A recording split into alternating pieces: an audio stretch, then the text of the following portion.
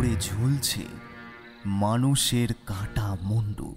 সেগুলিকে সিলিং ফ্যানের সাথে সেলাই করে বড় লোহার শিকের সাথে নিচের দিকে মুখ করে ঝুলিয়ে রাখা হয়েছে।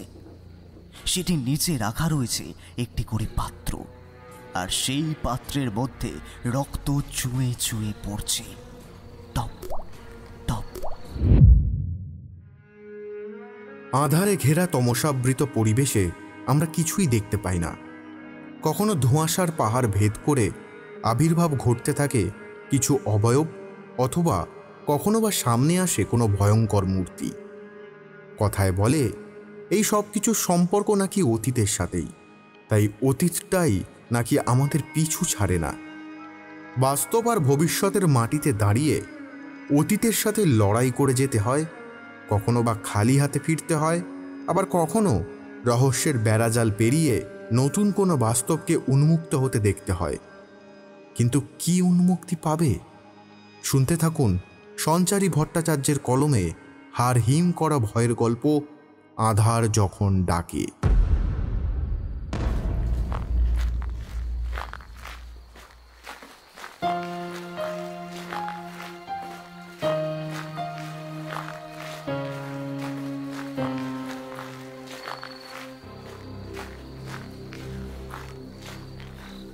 ওই জঙ্গলটায় যাওয়া একেবারেই ঠিক কাজ হবে না রতন।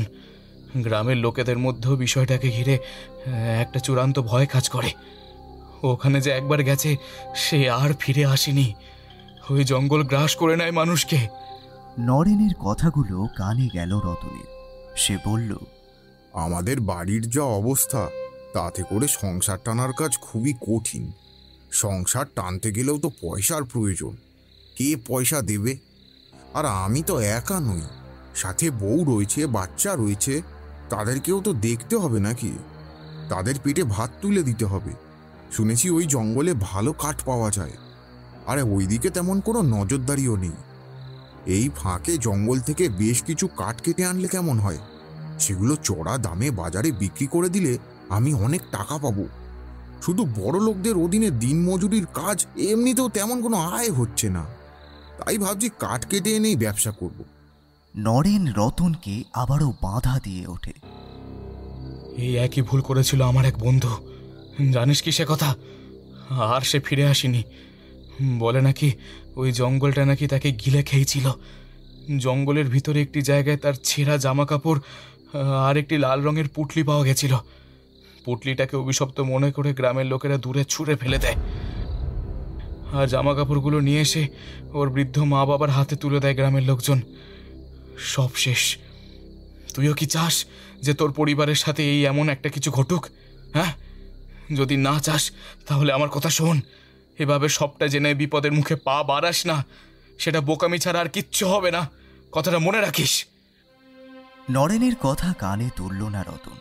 সে বলল, আমি ওসব ভয় করি না। চোখের সামনে কত খুন খারাপি হতে দেখেছি। এখন কিনা আমি ভূতের ভয় পাবো? একেবারেই না।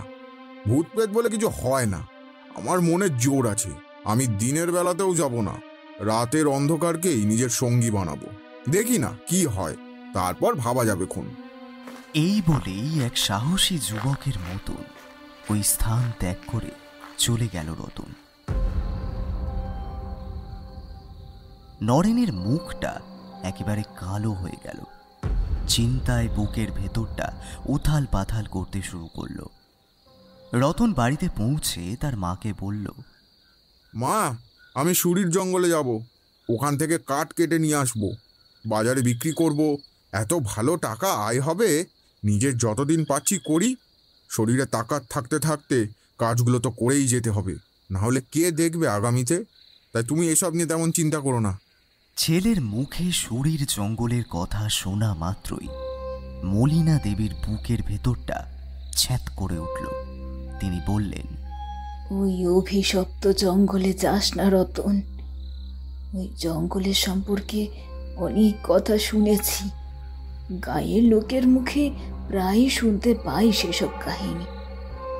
তুই তো আমাদের ভরসা রে।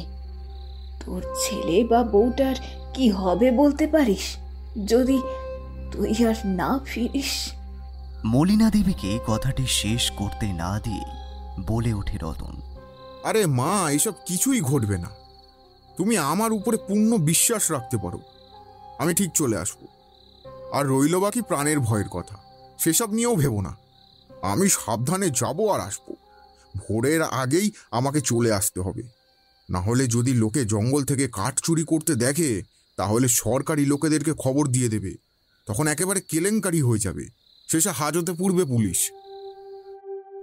পরিবারের লোকেরা রতনকে অনেকবার আটকানোর চেষ্টা করল, কিন্তু সমস্ত চেষ্টাই বৃথা প্রমাণিত হল।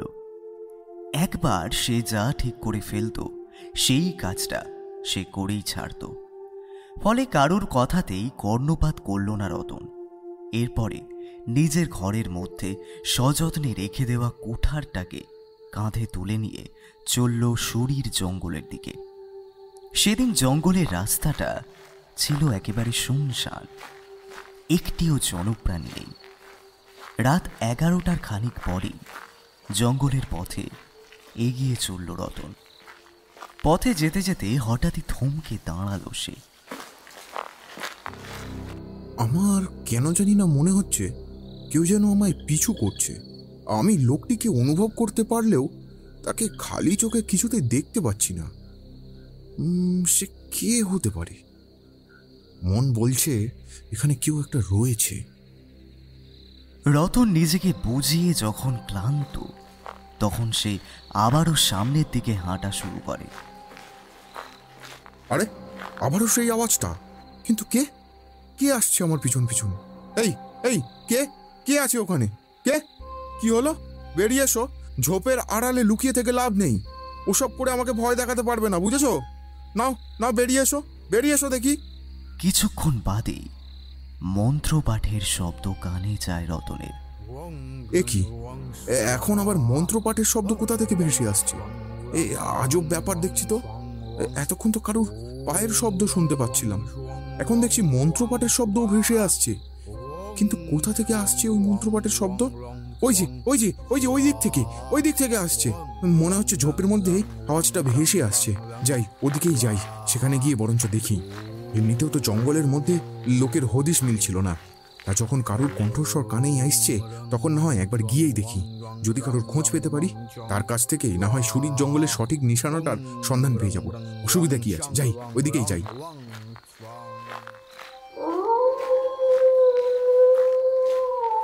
নিজের মনকে বুঝিয়ে সুঝিয়ে আলোর রশ্মিটিকে লক্ষ্য করে এগিয়ে যেতে লাগলো রতন। জঙ্গল পেরিয়ে সে এসে পৌঁছালো একটি ফাঁকা স্থানে।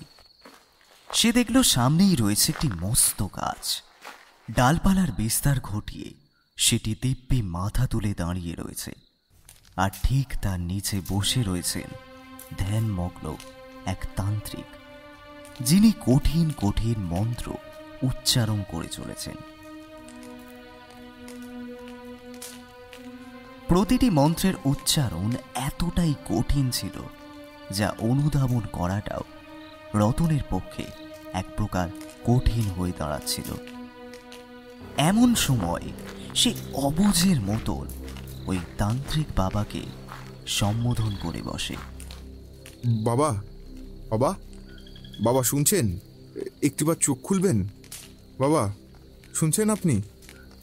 রণে ভঙ্গ দেওয়ার কারণে বিক্ষিপ্তভাবে ক্রোধে ফেটে পড়েন ওই তান্ত্রিক। এরপরেই বলে ওঠেন, তোর কপালে আজ অশেষ দুঃখ আছে, অশেষ দুঃখ। তুই আমার সাধনা ভঙ্গ করিস, এই শাস্তি তো তোকে পেতেই হবে, পেতেই হবে। রতন বেশ ঘাবড়ে যায়, বলে, দয়া করে আমাকে বিপদে ফেলবেন না। আমার অবস্থা একেবারেই শোচনীয়। পরিবারের মুখে ভাত তুলে দেওয়ার জন্যই এই জঙ্গলের পথে বেরিয়েছি। আসলে আমি সুরির জঙ্গলের দিকে অগ্রসর হচ্ছিলাম, যেখানে ওই গাছগুলো রয়েছে সেই দিকেই যাব। কাঠ কেটে আনবার জন্যই যাচ্ছি। আপনি কি আমাকে ওই পথের সন্ধান দিতে পারেন? যদি দেন তাহলে খুব উপকৃত হই।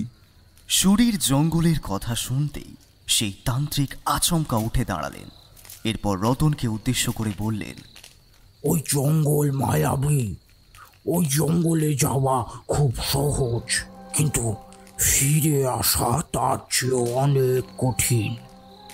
ওখানে এমন এক কালো শক্তি রয়েছে যেটিকে আজও আমি বশে আনতে পারিনি। এছাড়াও ওখানে রয়েছে এক ডাইনি, যাকে মৃত্যুর বিশারদ বলে মনে করা হয়। সে যাকে একবার স্পর্শ করে তার শরীরের সবটুকু নির্যাস টেনে নেয়, এতটাই তার ক্ষমতা। তুই পারবি না তার সাথে যুঝতে। আর আমি যতদূর দেখতে পাচ্ছি ওর নজর পড়েছে তোর ওপর। এখানে আসবার সময় তুই কি কারো উপস্থিতি টের পেয়েছিলি? রতন অনেক ভেবে বলল, হ্যাঁ, পেয়েছিলাম বই কি। তবে কি? তান্ত্রিক রাগান্বিত হয়ে বললেন, ভুলেও তার নাম নিতে নেই। নাম নিস না, এতে তোর বিপদ আরো বাড়বে, বই কমবে না। এই নে এই ভস্ম নিজের সাথে রাখ, আর আমার সামনের পথ ধরে এগিয়ে যা। আর ওই সামনের পথ ধরে এগিয়ে যা। কিছুটা দূরে গেলেই সুরির জঙ্গলের সীমানা শুরু হবে। সেখানে তুই গাছগুলো দেখতে পাবি। ওখান থেকেই কাঠ খুঁজে নিস। যত তাড়াতাড়ি পারবি কাঠ কেটে এই পথেই বাড়িতে ফিরে যাবি। মনে রাখিস, তোর কপালে কিন্তু শনি নাচছে। নে নে নে, যা এখন, যা। এখন আমার সময় বরবাদ করিস না, যা বলছি। রতন ওই তান্ত্রিকের পা ছুঁয়ে প্রণাম করে ভস্যের পুঁটুলিটা হাতে নিয়ে এগিয়ে চলল। এরপরে পথে যেতে যেতেই নজরে পড়ল একটি সীমানা। সেই সীমানা ধরে এগোতেই সে দেখতে পেল গাছের সারি। যাক বাবা, এতক্ষণে তাহলে সঠিক পথেই এসেছি।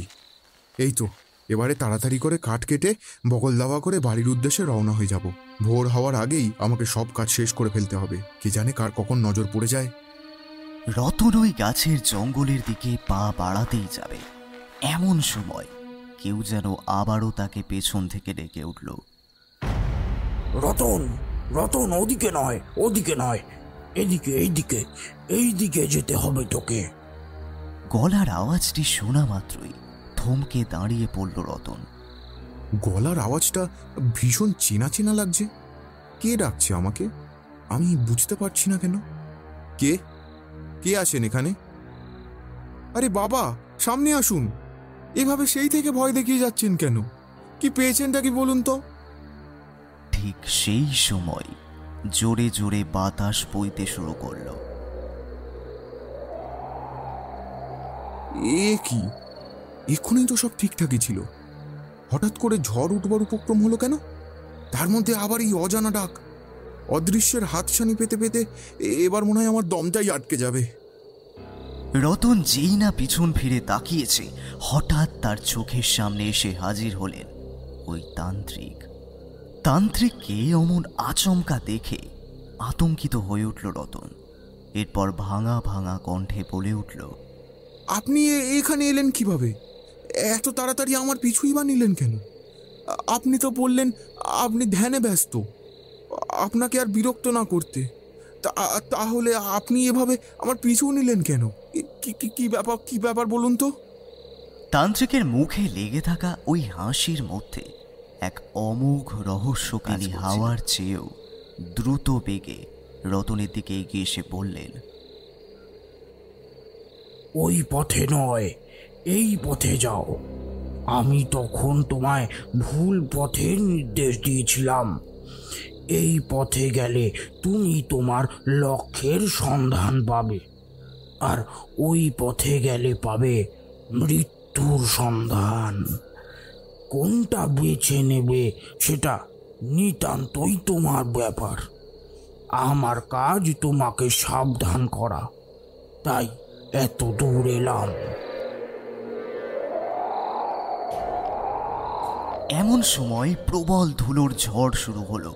রতনের চোখের সামনেটা একেবারে ধোঁয়াশায় আবৃত হয়ে যায়। সে সামনে তাকিয়ে কোনো কিছুই আর দেখতে পায় না। ধুলোর ঝড়টা ক্রমান্বয়ে বাড়তেই থাকে। এরপর ধুলোর ঝড়টা সামান্য কেটে গেলে সে সামনে দাঁড়িয়ে থাকা ওই তান্ত্রিককে আর দেখতে পায় না। রহস্যজনকভাবেই ততক্ষণে গায়েব হয়ে গিয়েছিলেন তিনি। এ কি, লোকটা এর মধ্যে কোথায় চলে গেল? আর এত তাড়াতাড়ি এখানে এলোই বা কিভাবে? কেবল আমাকে সঠিক পথের নির্দেশ দিতে ছুটে এলো। তাহলে আগে যে পথের নির্দেশ দিয়েছিল সেটা ভুল? কি মহা মুশকিল! তান্ত্রিক বাবা তো এতকাল ধরেই জঙ্গলে রয়েছেন, তিনি খামোকা আমাকে ভুল পথের সন্ধান দেবেনই বা কেন? আমার সবকিছু কেমন যেন তালগোল পাকিয়ে যাচ্ছে, ঠিক মতন কিছুই বুঝে উঠতে পারছি না। কি করলে ঠিক হবে, কি করলে ঠিক হবে না, কিছুই আন্দাজ করতে পারছি না। তাহলে এখন কি করব? কি করব আমি এখন? কিভাবে এই সমস্যার সমাধান ঘটাবো? যা উনি যখন এই পথটিকে সঠিক বলে গেলেন, তাহলে এদিকেই বরং যাই। ওদিকে গেলে খামোকা মৃত্যুকে ডাক দেওয়া হবে। কি দরকার, আমি তার চেয়ে বরং এই দিকেই যাই।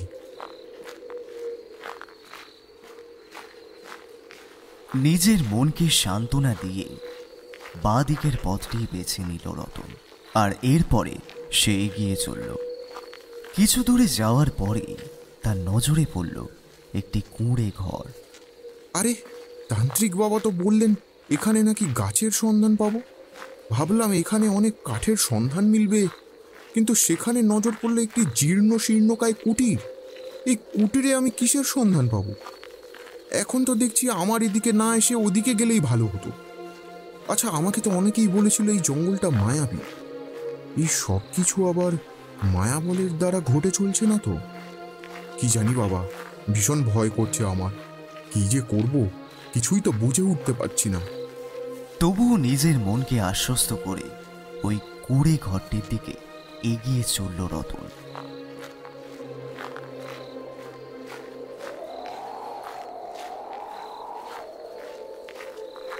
কুটিরের সামনে গিয়ে দাঁড়াতেই সে দেখল ভেতরে টিম টিম করে আলো জ্বলছে।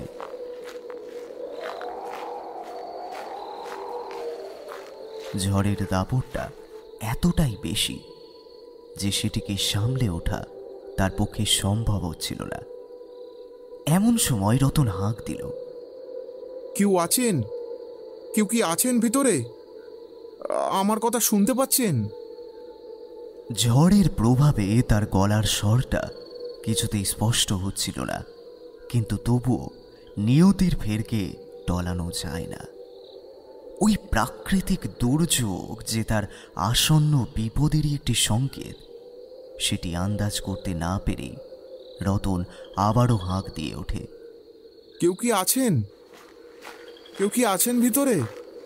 এমন সময় হঠাৎ করে একজন সুন্দরী মহিলা তার সামনে এসে দাঁড়ায়। মেয়েটিকে এক ঝলক দেখা মাত্রই রতনের চক্ষু একেবারে চড়ক কাজ হয়ে যায়। সে মনে মনে ভাবতে থাকে, এই জঙ্গলের মধ্যে এমন সুন্দরী একটি মেয়ের গলা এলো কোথা থেকে? আর ওই তান্ত্রিক বাবা যে বললেন এখানে নাকি কাঠের সন্ধান পাবো, বাড়ির অবস্থা দেখে তো মনে হয়েছিল এখানে কোনো বৃদ্ধা থাকেন, কিন্তু এই তো দেখছি। রতনের ভাবনা শেষ হওয়ার আগেই মেয়েটি লাস্যময় চেহারা নিয়ে এগিয়ে এলো রতনের দিকে। আপনি কি কাউকে খুঁজছেন? রতন ঘাবড়ে গেল। এত সৌন্দর্য চোখের সামনে দেখবার পর যে কোনো মানুষেরই বাকরুদ্ধ হয়ে যাবে। সে কিছুই বলতে পারল না। মেয়েটি আবারও তাকে জিজ্ঞাসা করে, আপনি কিছু বললেন না এখানে? রতন বলল, আসলে এই জঙ্গলের মধ্যে এভাবে কাউকে দেখতে পাবো সেটাই ভাবতে পারিনি। আসলে আমি এখানে কাঠ কাটতে এসেছি। এক তান্ত্রিক বাবা পথ আঁকলে দাঁড়ালেন, যাচ্ছিলাম অন্যদিকে, কিন্তু উনি বললেন ওদিকে বিপদ, তাই এদিকে পাঠিয়ে দিলেন। বললেন এখানেই নাকি আমি গাছের সন্ধান পেয়ে যাব। মহিলাটি হাসলেন, এরপরে বললেন, এই ঝড় জলের মধ্যে আপনি কোথায় যাবেন? ঝড় বৃষ্টিটা থামুক, তারপরেই বরং আপনি কাজে যাবেন। ভয় নেই, আমি আপনার কোনো ক্ষতি করব না। মেয়েটির লাল ঠোঁটের ওই মন ভোলানো হাসি থেকে নিজেকে বঞ্চিত রাখতে পারল না রতন। সে এগিয়ে যেতে বাধ্য হলো। আমি এখানেই অপেক্ষা করব। আসলে এভাবে কারুর ঘরে হুট করে ঢুকে পড়াটা কি শোভনীয় দেখায়? সেই কারণেই। মেয়েটি পুনরায় বলে উঠলেন, আপনি তো বিবাহিত, আপনার তো একটা সন্তানও রয়েছে, তাই না? ওই কারণেই কি আরো ভয় পাচ্ছেন? মেয়েটির মুখে এই কথা শোনা মাত্রই চমকে উঠল রতন। আপনি এসব কিভাবে জানলেন? আমি তো আপনাকে কিছুই বলিনি। আপনার তো এসব জানবার কথা নয়। মেয়েটি বলল, বোঝা যায়, পুরুষ মানুষের চোখ যারা পড়তে পারে তারা সব বুঝতে পারে। আপনি সব বুঝবেন না। বসুন, আমি একটু আসছি। আচ্ছা, একটা কথা আপনাকে জিজ্ঞাসা করব? রতন বলল, হ্যাঁ হ্যাঁ, বলুন না। আপনি ডাইনিতে বিশ্বাস করেন? ডাইনি বলে যে কিছু আজও আছে, এটা মানেন? মেয়েটির মুখে এমন ভয়ানক কথা শুনে আবারও চমকে উঠল রতন। এরপরে বলল, মানে ডাইনি? হঠাৎ ডাইনির কথা বলছেন কেন? রাতের বেলা এইসব কথা বরং থাক না। ডাইনি ভূত প্রেতে এমনিতেও আমার সেভাবে কোনো বিশ্বাস নেই। তবে আপনার মতন সুন্দরীর মুখে এমন কথা শুনলেও কেমন যেন একটা অস্বস্তি হয়। মেয়েটি রতনের সাথে কথা বলতে বলতেই আচমকা তার দিকে এগিয়ে এলো। রতনের চোখের পলক পড়বার আগেই সে দেখল মেয়েটি একেবারে তার সামনে দাঁড়িয়ে। মেয়েটির চোখ দুটি স্থির হয়ে রয়েছে তার দিকে। সে ঝুঁকে পড়ে বলল, ডাইনির কথা শুনে ভয় পেয়ে গেলেন বুঝি? কেন, আপনি কি সত্যি বিশ্বাস করেন না? রতনের শির দাঁড়াবে হিমেল রক্তের স্রোত বয়ে যেতে লাগল। সে কোনো কথা বলতে পারল না, আমতা আমতা করতে থাকল। তারপরে বলে উঠল, না মানে মানে মানি মানি মানি আমি মানি ডাইনির অস্তিত্বে বিশ্বাস করি। করি না তা নয়, আসলে এই জঙ্গলের সম্পর্কেও অনেক কিছু শুনেছি, কিন্তু এখানে এর আগে কোনোদিনও আসেনি। ইস, বাইরে বৃষ্টিটাও কমছে না। মেয়েটি রতনকে অস্বস্তিতে দেখে বলে উঠল, কেন, বৃষ্টিটা থেমে গেলে বেরিয়ে যেতেন বুঝি? নিজের কাজের খোঁজে এসেছেন, তাই না? এইখানে কেউ আসতে চায় না। কারোর সাথে বসে যে একটু সময় কাটাবো সেটাও আর হয় না। এইভাবে একা একাই আমায় থাকতে হয়। এই ঘন জঙ্গলের মধ্যে এমন কেউ নেই যার সাথে দুটো কথা বলতে পারবো। মেয়েটি রতনের আরো কাছে এগিয়ে এলো। রতন নিজেকে সামলাতে না পেরে সরে দাঁড়ালো। মেয়েটির গরম নিঃশ্বাসের শব্দ তার শরীরকে আরো সচেতন করে তুলল। সে বলল, না মানে তেমন কিছু নয়, আমি তো রয়েছি। আপনি বলুন না, কি বলবেন, আমি শুনছি। শোনার চেয়েও বেশি প্রয়োজন কারোর অস্তিত্বকে বোঝা। সে চোখের সামনে না থাকলেও তাকে অনুভব করা, এটাই তো সবচেয়ে বড় শক্তি, সবচেয়ে বড় ক্ষমতা, যা একজন সৎ ও ভাবুক ব্যক্তি ছাড়া কারুর কাছে থাকে না। রতন মেয়েটির চোখের দিকে তাকালো। ওই দৃষ্টি যেন তাকে নিজের দিকে আরো বেশি করে আকৃষ্ট করে তুলতে চাইছিল। সে কিছুই বলতে পারল না, কেবল শুনে চলল। এমন সময় মেয়েটি বলল, আপনি আমার একটা কাজ করে দেবেন? খুব জরুরি কাজ। ওই কাজটি না করলেই নয়। যদি করে দিতে পারেন তাহলে আমি আপনাকে অনেক টাকা দেব। আপনার তো টাকার প্রয়োজন। মেয়েটির মুখে টাকার কথা শুনে প্রথমে বিষয়টিকে নাকচ করবার সিদ্ধান্ত নিয়ে ফেলল রতন। এরপরে হঠাৎ করেই জীবনের বাস্তব চিত্রটা আবারও তার চোখের সামনে ফুটে উঠল। সে বলল, হ্যাঁ, আমি করে দিতে পারবো, ঠিক পারবো। তবে আমি যে কাঠ কাটতে এসেছিলাম। মেয়েটি বলল, কাঠ কেটে আর কত টাকাই বা উপার্জন হবে? তারপর আপনাকে যা খাটনি সহ্য করতে হবে সেটাও যথেষ্ট কষ্টসাধ্য। আমি এই কুটিরে থাকি বলে এটা ভাববেন না আমি নিরুপায়। আমার কাছে টাকা আছে, আমার কাছে এমন অনেক কিছু আছে যা এই টাকার চেয়েও বেশি মূল্যবান। সেটিকেই আপনাকে একজনের কাছে পৌঁছে দিতে হবে।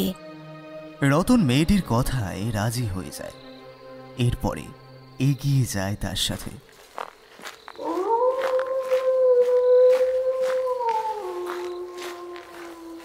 কুটিরের পেছন দিকে সে আরো একটি কুঁড়ে ঘর দেখতে পায়। মেয়েটি একাই সেই ঘরের দিকে এগিয়ে যায় আর যাওয়ার সময় রতনকে উদ্দেশ্য করে বলে, আপনি এখানেই দাঁড়ান, ঘরের দিকে যাবেন না। আমি না ফেরা পর্যন্ত আপনি এখানেই দাঁড়িয়ে থাকবেন। চালাকি করে কিচ্ছু দেখবার চেষ্টা কিন্তু করবেন না। ভাববেন না আমার দুটি চোখ, আমার কিন্তু পেছনেও দুটি চোখ রয়েছে। আমি সেটা দিয়ে সব দেখতে পাই, কথাটা মনে রাখবেন। এই কথাগুলি বলেই সেই রহস্যময়ী এগিয়ে যায় এক পা করে। এরপরে কুটিরে প্রবেশ করে সে। রতন বাইরে অপেক্ষা করতে থাকে। অনেকটা সময় চলে যায়, কিন্তু সেই মহিলাকে ফিরে আসতে না দেখে রতন তার এই দীর্ঘমেয়াদী অপেক্ষার প্রহরকে কাটিয়ে এগিয়ে যায় ওই কুটিরের দিকে। কুটিরের ফাঁক দিয়ে ভেতরের দিকে তাকায় রতন। দেখে কুঁড়ে ঘরের ভেতরে চারিদিকে মোমবাতি জ্বলছে আর ওপরে ঝুলছে মানুষের কাটা মুন্ডু। সেগুলিকে সিলিং ফ্যানের সাথে সেলাই করে বড় লোহার শিকের সাথে নিচের দিকে মুখ করে ঝুলিয়ে রাখা হয়েছে। সেটি নিচে রাখা রয়েছে একটি করে পাত্র, আর সেই পাত্রের মধ্যে রক্ত চুয়ে চুয়ে পড়ছে। টপ টপ করে পড়তে থাকা রক্তের ফোঁটার শব্দগুলি রতনের কানে আসতেই সে শিউরে ওঠে। মুখ দিয়ে চিৎকার পেরিয়ে আসতে যাবে এমন সময় নিজের হাত দিয়ে নিজের মুখটাকে শক্ত করে চেপে ধরে সে। এরপরে পেছনের দিকে ফিরতেই থমকে দাঁড়ায়। সে দেখে তার সামনে দাঁড়িয়ে রয়েছে ওই মহিলা। মহিলাটির চোখের মণির রং একেবারে বদলে গিয়েছে। মণি দুটি একেবারে সাদা বর্ণ ধারণ করেছে, চুলগুলো এলোমেলো, হাওয়ায় উঠছে। এই দৃশ্য দেখা মাত্রই রতনের শিরা বেয়ে হিমেল স্রোত বয়ে যায়। সে মুখ দিয়ে কোনো কথাই বার করতে পারে না। সে দেখে মেয়েটি পা টিপে টিপে তার দিকে এগিয়ে আসছে। মেয়েটি কিভাবে ঘরের ভেতর থেকে বাইরে এলো সেটাই কল্পনা করতে পারে না রতন। ভয়ের চোটে তার মুখ দিয়ে একটিও শব্দ বেরোয় না। সে মেয়েটির থেকে নিজের চোখ সরিয়ে বিপরীত দিকে ঘুরে চলে যেতে যাবে এমন সময় দেখে মেয়েটি আবারও তার সামনে এসে দাঁড়িয়েছে। এবারে সে দেখে মেয়েটির পায়ের পাতা দুটো উল্টো। কি বলেছিলাম না ঘরের দিকে উকি না দিতে? আমার কথা কানে নেওয়ার প্রয়োজন অনুভব করলি না তুই? তবে কি তোরও অবস্থা ওরকমই করব? কিরে বল, কথা বলছিস না কেন? কিরে, ওদের মতন মুন্ডু কেটে তোকে ঝুলিয়ে রাখবো? তবে কৌতূহল মিটবে তোর? যাদের বেশি কৌতূহল থাকে আমার কিন্তু একেবারেই তাদেরকে ভালো লাগে না। আমি ওই কারণেই তাদেরকে শেষ করে ফেলেছি। দেখ এখন কত শান্ত ওরা, ওদের কোনো প্রশ্ন নেই। রতন চোখের সামনে যা দেখছিল তার কোনোটাই বিশ্বাস করতে পারছিল না। মেয়েটি এক পা করে তার দিকে এগিয়ে আসছিল। মেয়েটিকে ওইভাবে এগিয়ে আসতে দেখেও নিজের চোখে বিশ্বাস করানোটা তার পক্ষে সম্ভব হচ্ছিল না। এমন সময় নিজের 2 চোখ ঢেকে চিৎকার করে ওঠে রতন। না, আমাকে যেতে দিন, যেতে দিন এখান থেকে। আমি কিছু দেখিনি, আমার কোনো প্রশ্ন নেই, বিশ্বাস করুন, আমার কোনো প্রশ্ন নেই। আমাকে যেতে দিন, দয়া করে আমাকে যেতে দিন এখান থেকে। এমন সময় পরিবেশটা একেবারে শান্ত হয়ে যায়। নিজের চোখের ওপর থেকে আস্তে আস্তে হাতটা সরায় রতন, সামনের দিকে তাকিয়ে দেখে, তারপর পুনরায় চমকে ওঠে। দাঁড়িয়ে রয়েছে সেই সুন্দরী রমণী। কোথায় কোথায়? তার চেহারায় তো কোনো বিকৃতি নেই। সে তো দিব্যি একটি লাল রঙের পুঁটুলি নিয়ে তার দিকেই তাকিয়ে রয়েছে। সেই কমনীয়, সেই সৌন্দর্যময়ী দৃষ্টি, যে দৃষ্টির মধ্যে বারবার হারিয়ে যেতে ইচ্ছে করছিল রতনের। মেয়েটি রতনকে দেখে বলে ওঠে, আপনি কাকে দেখে এমনভাবে চিৎকার করছিলেন? আমি তো এই এলাম আপনার সামনে। মনে হচ্ছিল আপনি এমন কিছু দেখেছেন যা কল্পনা করতে পারা আপনার পক্ষে খুব কঠিন। খুব ভয় পেয়েছেন না? রতন বলল, আপনি কোথা থেকে এলেন? এক্ষুনি তো দেখলাম আপনার সেই ভয়ঙ্কর রূপ, সেই বিকট হাসি। আপনি তো আমাকে মারতে আসছিলেন। সেই মুন্ডগুলোকে ঝুলিয়ে রেখেছিলেন। রক্ত কত রক্ত ঝরে পড়ছিল সেগুলো থেকে। আমি তো দেখলাম, নিজের চোখেই তো দেখলাম সবটা। কি যে বলেন! কোথায় কোথায় দেখেছেন আপনি এসব আজগুবি জিনিস? রতন বলল, কেন? ওই ঘরের মধ্যে তো দেখলাম, যে কুঁড়ে ঘরে আপনি আমাকে ঢুকতে বারণ করে গেলেন, সেই ঘরের মধ্যেই তো দেখলাম আমি। এই সবই তো ছিল সেখানে। মেয়েটি রতনের আরো কাছে এগিয়ে এলো। এরপরে তার ডান হাতটিকে শক্ত করে চেপে ধরল। তারপরে নিজের সাথে করে তাকে নিয়ে যেতে লাগলো ওই কুঁড়ে ঘরের দিকে। রতন দেখল ওই ঘরের মধ্যে কিছুই নেই, সবকিছু বেশ স্বাভাবিক। মেয়েটি বলল, আপনি অকারণেই ভয় পাচ্ছিলেন। দেখলেন তো, সব কিছু সাধারণই রয়েছে, কোথাও কোনো সমস্যা নেই। রতনের বুকে বল এলো। সে বলল, হ্যাঁ, সত্যিই তো। তাহলে এতক্ষণ আমি কি দেখছিলাম? যা দেখলাম সেগুলো কি সত্যি নাকি মিথ্যে? কিছুই আন্দাজ করে উঠতে পারলাম না। মেয়েটি রতনের দিকে বাড়িয়ে দিল ওই লাল রঙের পুঁটুলিটা। এটিকে উপরে লেখা ঠিকানায় একটু পৌঁছে দেবেন, তাহলেই হবে। আর আমার কাছে এসে টাকাটা নিয়ে যাবেন, কেমন? তবে একটা কথা, এই পুঁটলিটা কিন্তু খবরদার খুলে দেখার চেষ্টা করবেন না। যদি করেন তাহলে আপনি নিজেই নিজের মৃত্যুকে আমন্ত্রণ জানাবেন, এই বলে দিলাম। কথাটা মনে থাকবে তো? মেয়েটির কথা শুনে আবারও চমকে উঠল রতন। সে মেয়েটির নাম জিজ্ঞাসা করতে পেছনে ফিরল, কিন্তু অবাক কাণ্ড, সেখানে কাউকেই দাঁড়িয়ে থাকতে দেখল না। বৃষ্টিটা তখনও সামান্য ছ্যাঁক দিয়েছিল। মনের ভেতরটা উথাল পাথাল করতে শুরু করেছিল। কি ঘটে চলেছে এসবের হদিশ ছিল না, অথচ মনের মধ্যে জাঁকিয়ে বসতে থাকা ভয়টা কেবল একটা কথাই বলে চলছিল, কিছু তো একটা ঘটছে, কিছু তো একটা ঘটতে চলেছে, কিন্তু সেটা কি সেটা? ওই স্থান ত্যাগ করে জঙ্গলের রাস্তা ধরে উল্লিখিত ঠিকানার দিকে এগিয়ে যেতে লাগলো রতন। অনেকটা পথ পেরিয়ে শেষ পর্যন্ত ওই ঠিকানায় গিয়ে পৌঁছালো সে। দেখল একটি বৃদ্ধ লোক ঘরের বাইরে বসে রয়েছে। সামনেই রয়েছে একটি পাহাড়ের টিলা। দূর থেকে সেই টিলাটিকে দেখতে পাওয়া যাচ্ছে। অপূর্ব নৈসর্গিক শোভা, একেবারে নজর কাড়ার মতন।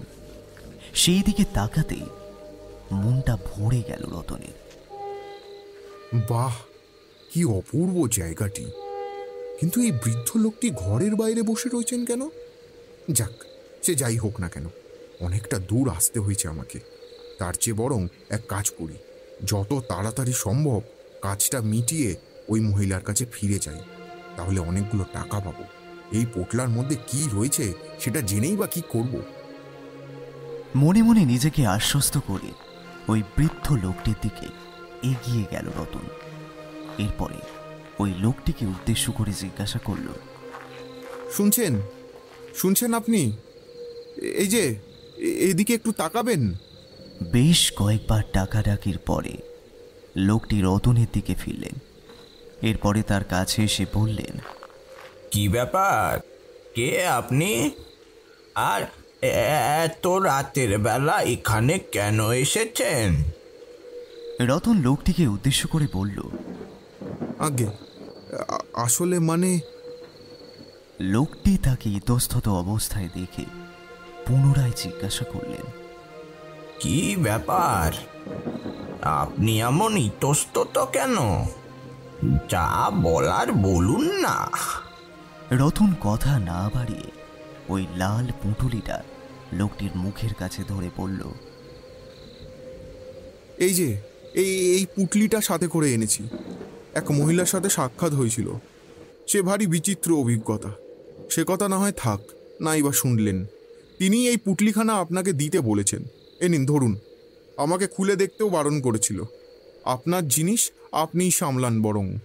লোকটি প্রথম দফায় বিষয়টি বুঝে উঠতে পারল না। এরপরে রতনের কাছ থেকে ওই পুঁটুলিটি হাতে নেওয়ার সাথে সাথে তিনি চমকে উঠলেন। সারা শরীরের মধ্যে কেমন একটা অস্বস্তি কাজ করতে শুরু করলো। তিনি বললেন, তা সেই মহিলার নাম জানেন? রতন অবাক হলো কথাটি শুনে। এরপরে ওই লোকটিকে উদ্দেশ্য করে বলল, সেটি জানবার আশাতেই তাকে জিজ্ঞাসা করতে গিয়েছিলাম, কিন্তু পিছনের দিকে ফিরতেই দেখলাম তিনি উধাও হয়ে গিয়েছেন। তাকে আর কোথাও দেখতে পেলাম না। বিশ্বাস করুন, তিনি যে কে আর কোথায় যে উধাও হয়ে গেলেন কিছুই আন্দাজ করতে পারলাম না। রতনের মুখে এই কথাটি শুনে লোকটি আরো আতঙ্কিত হয়ে পড়লেন। এরপরে বললেন, আমার নাম সদাশিব, আমি এখানে একাই থাকি। যাক, যে যাই পাঠাক না কেন খুলে দেখতে হবে। রতন লোকটির সামনে দাঁড়িয়ে রইল। লোকটি পুঁটুলিটি খুলে ভেতরে দেখবার সাথে সাথে পুঁটুলিটিকে পুনরায় বেঁধে ফেললেন। এরপর সেটিকে দূরে ছুঁড়ে ফেলে দিলেন। ঠকঠক করে কাঁপতে শুরু করলেন তিনি। আরো জোরে চিৎকার করতে লাগলেন, চলে যান, চলে যান বলছি এখান থেকে। এই অভিশাপকে আপনি এতক্ষণ ধরে বয়ে নিয়ে এসেছেন। জানেন কি আছে এতে? আপনি ধারণাও করতে পারবেন না কি থাকতে পারে এতে। সদাশিবকে অমনভাবে ঘাবড়ে যেতে দেখে আবারও চমকে ওঠে রতন। এরপরে বলে, আপনি অমন করছেন কেন? কি হয়েছে আপনার? আমি তো কিছুই বুঝতে পারছি না, কিছুই না। সদাশিব বলতে শুরু করে, বহুকাল আগে আমি এক সাধক ছিলাম। সাধনার কাজে এদিক ওদিক ঘুরে বেড়াতাম। বেশিরভাগ সময়টাই জঙ্গলে কেটে যেত। নানান স্থানে ঘুরে বেরিয়ে আমি বহু জিনিস শনাক্ত করতাম, আর সেই সাথে খারাপ শক্তিদেরকে নিঃশেষিত করে মানুষের কল্যাণ করতাম। কিন্তু একদিন শরীর জঙ্গলে এক ডাইনির মুখোমুখি হয়েছিলাম। অপূর্ব সুন্দরী ছিল সে। তাকে দেখে কেউ বলতে পারবে না যে ওই সুন্দর চেহারাটির পেছনে লুকিয়ে রয়েছে এক ভয়ানক রহস্য। আমি ধীরে ধীরে যখন সেই রহস্যের সম্মুখীন হলাম, তখন মনে হয়েছিল যে করেই হোক নিজের সাধনার শক্তির দ্বারা এই ডাইনিকে শেষ করে ফেলতেই হবে, না হলে কোনো উপায় নেই। কিন্তু আমি যেদিন সাধনা করতে বসলাম, সেদিন প্রচণ্ড জোরে ঝড় উঠল। সব কিছু উথাল পাথাল হতে শুরু করলো। আমি কিছুতেই আমার ইচ্ছে শক্তিকে কেন্দ্রীভূত করতে পারলাম না। তার আগেই সবটা শেষ হয়ে গেল। আমার সামনে বিকট রূপে আবির্ভূতা হলেন সেই রমণী। কিছু বোঝার আগেই আমার সাধনার সমস্ত জিনিস ও সরঞ্জামগুলিকে একেবারে লণ্ডভণ্ড করে দিলেন। এগিয়ে আসতে থাকলেন আমার দিকে। আমি সেদিনকে কোনো রকমে প্রাণ বাঁচিয়ে পালিয়ে আসতে পেরেছিলাম। সেই থেকে আমি পাহাড়ের কোলে এই ছোট্ট স্থানটিকে আগলে বেঁচে রয়েছি। কেউ আমার হদিশ পায় না ওই ডাইনি কিভাবে পেয়ে গেল। সেই আপনাকে এই পুটলি দিয়েছে এই বিষয়ে আমি নিশ্চিত। আপনারও প্রাণ সংশয়ের সম্ভাবনা রয়েছে। সে আপনাকে আমার কাছে পাঠিয়েছিল নিজের শক্তির দ্বারা আমাকে কবজা করবার জন্য। খবরদার ওই পুটলি খুলে দেখবার চেষ্টা করবেন না। ওই জঙ্গল মায়াবী। ধরে নিন আপনার সাথে এতক্ষণ পর্যন্ত যা যা ঘটেছে সেটি একটি খারাপ স্বপ্ন ছাড়া আর কিছুই নয়। আপনি ভুলেও আর কোনোদিনও ওই ডাইনির ডেরায় ফিরে যাবেন না। ওই পুটলিটিকে নিজের সাথে করে নিয়ে যান আর এইটিকে আগুনে পুড়িয়ে ফেলুন। এখান থেকে অনতি দূরেই রয়েছে একটি নদী। নদীর পাড়ে এটাকে পোড়াবেন আর ছাইগুলোকে ভাসিয়ে দেবেন নদীর জলে। খবরদার ওই পুটলির ভেতরে উকি দিয়ে দেখবারও চেষ্টা করবেন না। এই পথ দিয়ে সোজা এগিয়ে যান আপনি। কোনো ভয় নেই, সব কিছু স্বাভাবিক হয়ে যাবে। আপনি আপনার গন্তব্যে পৌঁছে যাবেন। রতনের মাথা কাজ করছিল না। সে কি করতে এসেছিল আর কি হয়ে গেল? এগুলো স্বপ্ন নাকি বাস্তব? এসবের সাথে সে একা জুঝবেই বা কিভাবে? নিজের মনকে কোনোভাবেই বোঝাতে পারছিল না। সে যে এক চরম সংকটের মধ্যে আবিষ্ট হয়ে পড়েছে এটি ভালোভাবে আন্দাজ করতে পারছিল। সে ওই পুটুলিটিকে হাতে নিয়ে এগিয়ে যেতে লাগলো।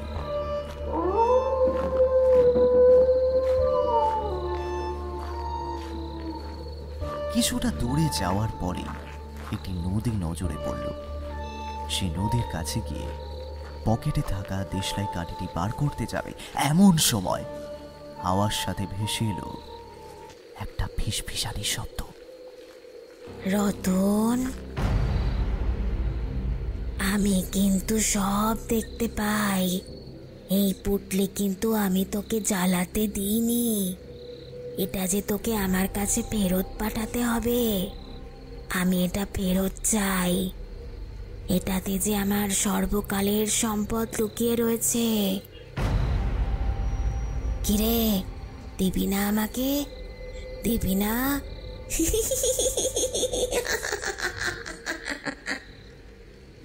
আতঙ্কিত হয়ে উঠল রতন। সে পুটুলিটির সাথে করে দৌড়ে পালাতে লাগলো। সোজা সোজা ওই রাস্তা পেরিয়ে এসে পৌঁছালো গ্রামের সীমানায়।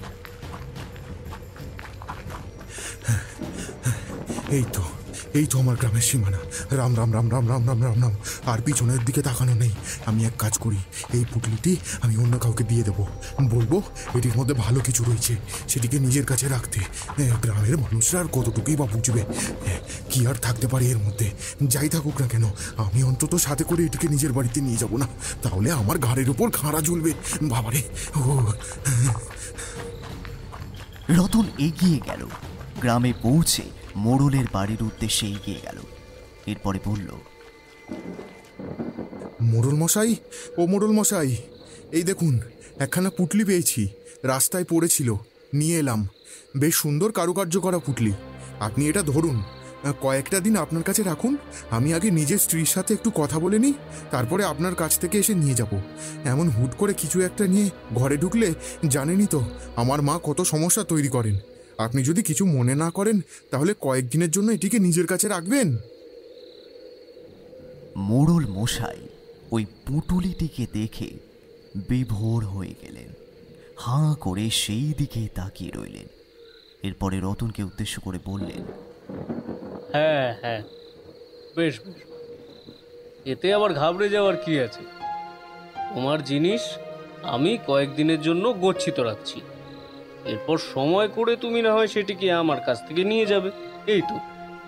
রতন খুশি হয়ে মোড়ল মশাইকে প্রণাম জানিয়ে নিজের বাড়ির দিকে এগিয়ে গেল। রতনকে খালি হাতে বাড়িতে ঢুকতে দেখে সকলেই বেশ চিন্তিত হয়ে পড়লেন। তার মা বললেন, কি রে বাবা, তোর কুঠারটাই বা কোথায়? আর কাঠ কিছুই কি আনতে পারিসনি? রতন বলল, না মা, এসবের খোঁজ পাইনি। তুমি ঠিকই বলেছিলে, ওই জঙ্গল এক কথায় মায়াবী। সেখানে যেটির খোঁজে গিয়েছিলাম তার পরিবর্তে মিলল অবাক করা সব জিনিস, যার কল্পনা আমি ভুলেও কোনোদিন করতে পারবো না। সেই কারণেই ফিরে এলাম। রতনের মা বললেন, তোর কিছু হয়নি তো? কি রে, সব ঠিক আছে তো? তুই সুস্থ আছিস তো? হ্যাঁ মা, আমার কিছু হয়নি, আমি একদম ঠিক আছি। তোমরা ঠিক আছো তো? হ্যাঁ হ্যাঁ, আমরা সকলেই ঠিক আছি। নে, তুই এবারে বিশ্রাম নে, তোকে আর এসব নিয়ে এত দুশ্চিন্তা করতে হবে না। মলিনা দেবী কথাগুলি বলে রতনের সামনে থেকে চলে গেলেও রতনের চোখ মুখ পানসে হয়ে গেল। মনের মধ্যে একটা আতঙ্ক ক্রমে দানা বাঁধতে শুরু করলো। ওই পুঁটুলিটি যে একেবারেই শুভ নয়, এই ভয়টাই রতনকে প্রতিনিয়ত কুড়ে কুড়ে খেতে লাগলো। কি হয়, কি হয়? সবসময় একটা চাপা আতঙ্ক গ্রাস করতে থাকলো রতনকে। সেদিনের রাতটা কোনো রকমে কেটে গেল। নিজের কাছ থেকে বিপদকে দূরে সরিয়ে রাখতে চেয়েছিল রতন, কিন্তু হিতে বিপরীত হলো যে তার সেটিকে সে অন্যের কাছে রেখেও শান্তি পেল না। রাতের অন্ধকারে রতনের ঘরের জানলার বাইরে থেকে ভেসে আসতে থাকলো সেই ডাক, রতন, কিরে? এই রতন, তোকে বলেছিলাম না ওটিকে কেবল আমার কাছে ফিরিয়ে দিতে? তুই ওটা অন্য কাউকে কিভাবে দিয়ে দিতে পারলি? কিরে, কথা বলছিস না কেন? আমি তোকে বলেছিলাম না আমার পেছনেও দুটো চোখ রয়েছে, আর সেই চোখ দিয়ে আমি সব দেখতে পাই। ওই সদাশিবকে আমি শেষ করেছি। এই দেখ, বিশ্বাস না হলেই দেখ না, ওর কাটা মাথাটা এখন আমার হাতে। ওই পুটলিটা খুলে দেখে ফেলেছিল। একবার যে এটা খুলেছে, তারপরেই তার শিকার করেছি আমি। রতন জানালার বাইরে মুখ বাড়াতেই সদাশিবের সেই কাটা মুন্ডুটিকে ঝুলতে দেখল। সেটিকে হাত দিয়ে শক্ত করে ধরে দাঁড়িয়েছিল ওই রমণী।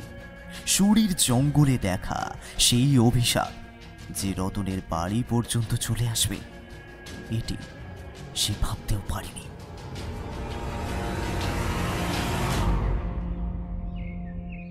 পরের দিন গ্রামের মধ্যে হুলস্থুল পড়ে গেল।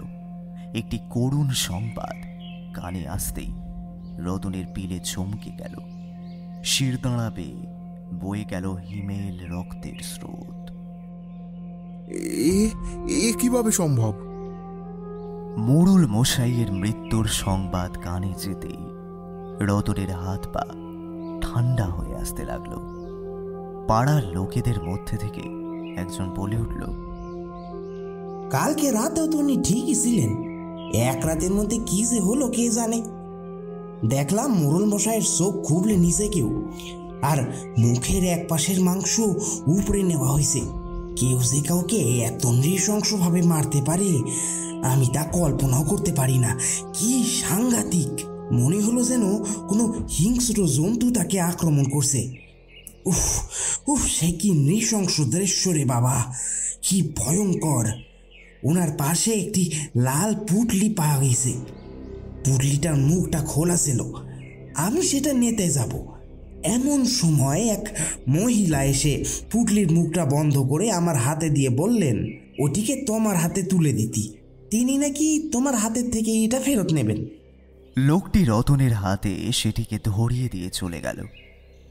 এবারে গোটা ব্যাপারটা রতনের সামনে পরিষ্কার হতে শুরু করেছিল।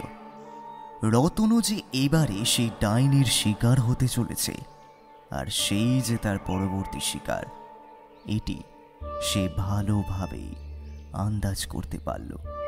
ঠকঠক করে ভয় কাঁপতে শুরু করলো রতন, কিন্তু কিছুই প্রকাশ করতে পারল না। ওই মেয়েটির মুখোমুখি হওয়ার থেকে মৃত্যুই শ্রেয়, এই কথাটি বারবার রতনের অন্তর মনকে প্রভাবিত করতে থাকল। মোড়ল মশাইয়ের অন্ত্যেষ্টির কাজ সম্পন্ন হলো। এরপর সেই দিন রাতে রতন ওই পুঁটুলিটিকে সাথে করে নিয়েই এগিয়ে গেল জঙ্গলের দিকে। রতনের মাথা কাজ করছিল না। সে দিক বেদিক জ্ঞান শূন্য হয়ে ওই পুঁটুলিটিকে জঙ্গলের দিকে ছুঁড়ে ফেলে দিল। যাক, আপদ বিদায় হয়েছে। ওই ডাইনি যেখান থেকেই পারুক কুড়িয়ে নিক ওই পুটলি, আমার আর কোনো প্রয়োজন নেই। আমি অন্তত মুক্ত হয়ে গেলাম, আর কাউকে দেওয়ার প্রয়োজন রইল না, আর নিজের কাছে সেটিকে রাখার ঝামেলাও পোয়াতে হলো না। যা হয়েছে ভালোর জন্যই হয়েছে। এই অভিশাপকে আগে বিদায় করা উচিত ছিল আমার। যতদিন এই অভিশাপ আমার কাছে থাকবে ততদিন এভাবেই সব কিছু শেষ করতে থাকবে। না জানি আরও কত শত নিরীহ মানুষের প্রাণহরণ করবে ওই পুটলি। রতন সেই পুটুলিটিকে জঙ্গলের মধ্যে ফেলে দিয়ে চলে এলো। এরপর কেটে গেল আরো 2টো দিন। তারপরে এলো কালো অমাবস্যার সেই ঘন প্রহর।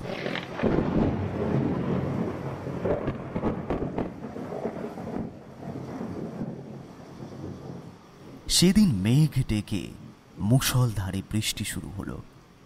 রতন ঘরের মধ্যেই শুয়েছিল। আজকে আমার এত অস্বস্তি হচ্ছে কেন? মনে হচ্ছে কেউ যেন আমাকে অদৃশ্যভাবে দেখছে।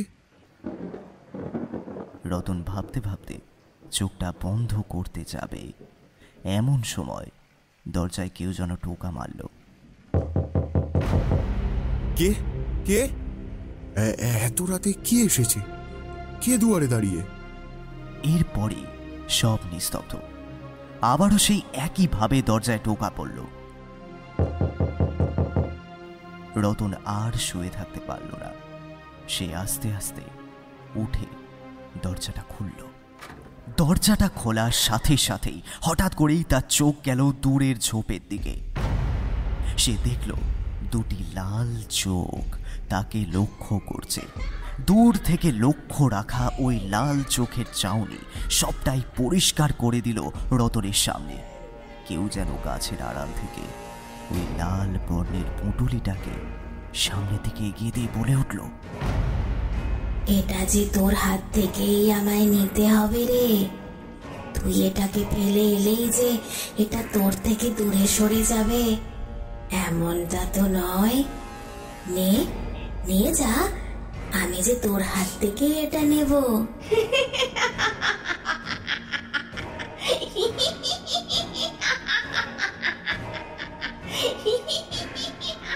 অমাবস্যার কালো প্রহরের মধ্যে হারিয়ে গেল সেই হাসির শব্দ। তবে ওই উধাও হয়ে যাওয়া হাসির রেশটাই প্রমাণ করে দিয়ে গেল আগামীর ভয়াবহতা। রতনী যে পরবর্তী শিকার, সেটি ওই হাসির শব্দই প্রমাণ করে দিয়ে গেল।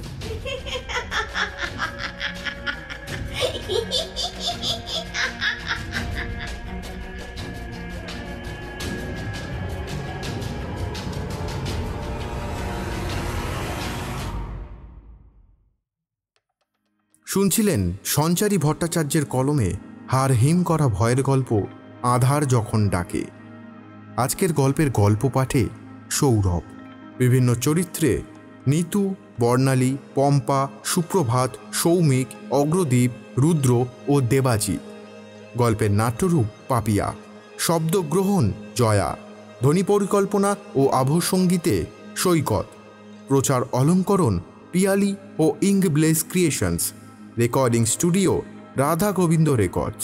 সমগ্র পরিকল্পনা ও পরিচালনায় নিত্যানন্দ চক্রবর্তী।